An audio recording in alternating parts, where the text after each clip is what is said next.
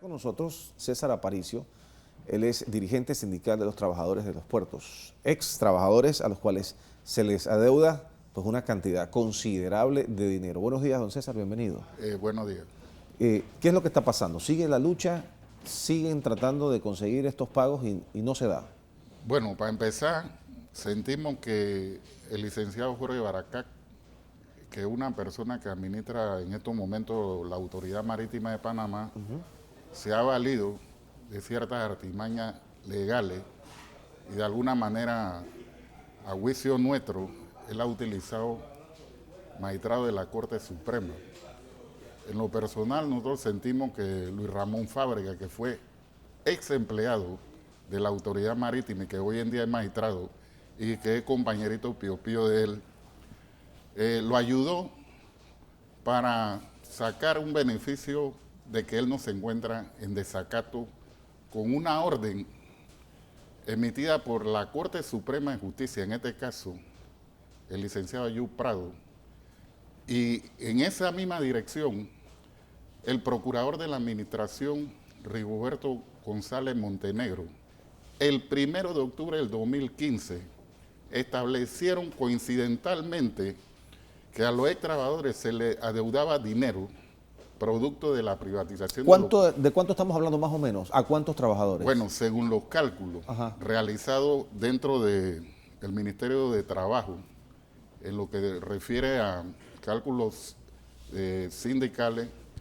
a través de la nota DALI 127 del 7 de agosto del 2015, eso anda por el orden de los 100 millones de balboas. Ok, ¿esto a qué se debe? ¿Son vacaciones? Vacaciones proporcionales, prima antigüedad, asignación de funciones, cambio de etapa y salario caído. ¿Desde cuándo viene este arrastre? ¿Desde cuándo viene esta deuda? Bueno, el arrastre viene y obedece a que hay unos incrementos adicionales que se van en aumento en la medida que el Estado no paga. Entonces, la parte que el Estado no quiere responder a establecer los pagos es porque ha dejado mucho tiempo en mora, casualmente la mora a la que refiere el artículo 169 del Código de Trabajo, que establece 10% de interés compuesto. O sea, anual. Esto es como cuando uno va al banco y le hacen un préstamo. Y te van poniendo intereses. Y te van poniendo intereses y penalidades si no pagas. Si no pagas. Entonces, es exactamente lo mismo. Lo curioso de esto es que esta nota que aparece aquí... Sí, ya se la vamos a dar. Que nos da risa porque la he tenido que llevar a banner para que la gente sepa de qué estamos hablando, de la nota enviada al licenciado Baracac el 1 de octubre por el licenciado... Esta nota la envía, esta es una nota que sale de la Corte Suprema de Justicia, del despacho del presidente de la Corte, el José Ayub Prado. Básicamente, ¿qué dice? Que tiene que cumplirse con los pagos. Correcto. Y en medio de eso, que viene la parte por la cual sentimos que ciertos magistrados se están prestando para esta conjura, que de alguna manera han buscado favorecer al señor administrador, que sentimos que es una persona, y eso que el presidente lo sepa. Es que esa era mi pregunta, o sea, ¿cómo un ciudadano, una persona, puede obviar o puede evadir una nota de este tipo que emana de la Corte Suprema de Justicia por un año y no cumplirla? Lo que pasa es que pareciera que el señor Baracac es un sultán, es una persona que a juicio nuestro actúa al margen de la ley y la Constitución. O sea, a mí lo que me llama poderosamente la atención es contar con una nota del presidente de la Corte Suprema de Justicia donde dice que hay que cumplir con este pago y no se cumple. ¿Qué más les queda a ustedes entonces? Bueno, pero ahí donde vamos, hay desacato. En medio de eso, el señor Baracac en enero de este año 2016, luego de esa nota que viene del 2015, él abre un nuevo proceso en la Corte Suprema de Justicia, Sala Tercera. ¿Para qué es este proceso que le abre? Bien, ahí donde vamos y se lo desestiman, que es lo curioso de esto. El 16 de febrero del 2016, en manos del magistrado Abel Zamorano, cuando se presenta esa demanda nueva, un proceso totalmente nuevo, para buscarle argumentos para no pagarnos, ahí se la rechazan, no se la admiten y le dejan claro. ¿Pero qué argumentaba él en este proceso? Bueno, él argumentaba que la Corte le diera una opinión en base a que se pagara con interés simple y no compuesto, cosa que el magistrado Abel Zamorano le dijo que eso no era tarea ni obligación de la Corte, porque eso debía ser en la vía gubernativa de quien decide hacer su cálculo que le corresponde legalmente, y en este caso es al Ministerio de Trabajo. Entonces, él quería sacar de provecho en esa demanda que la Corte decidiera en interés simple. ¿Cómo y no debe compuesto. ser? ¿Simple o compuesto? Compuesto. Compuesto. ¿Y cuál es la diferencia entre simple y compuesto rápidamente para entenderlo? Que sobre el incremento de un año, ese se suma al siguiente año en 10%. O sea, va adicional. subiendo. Correcto.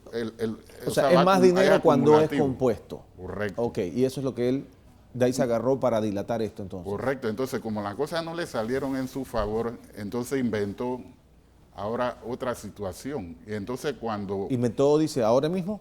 Correcto. En este momento. Hace escasamente un mes. Ok, ¿qué inventó? Inventó que el asunto es que nosotros firmamos un finiquito y que como tal no tenemos ningún derecho. Entonces, lo propio de esto y lo ridículo es que sacan un comunicado en 2 diarios que ahora, dicho sea de paso, son oficialistas, El Siglo y La Estrella de Panamá, en donde en ese comunicado que a la postre señala que la autoridad marítima acata la decisión de la Corte. Entonces, en la reunión que tuvimos, donde, dicho sea de paso, el señor Baracá se ausentó en la segunda reunión. Esas fueron reuniones recientes. Reciente, el 7 de septiembre. ¿Y esta reunión era para ver finalmente qué es lo que se iba a acordar? O sea, bueno, para exigir que se cumpliera con lo que dictaminó José Ayu Prado. En parte eso, pero entonces él nos pidió un compás de espera de una semana, porque tuvimos una reunión el 31 de agosto y después pidió una semana que caía 7 de septiembre. Entonces, en esa reunión él no se presenta.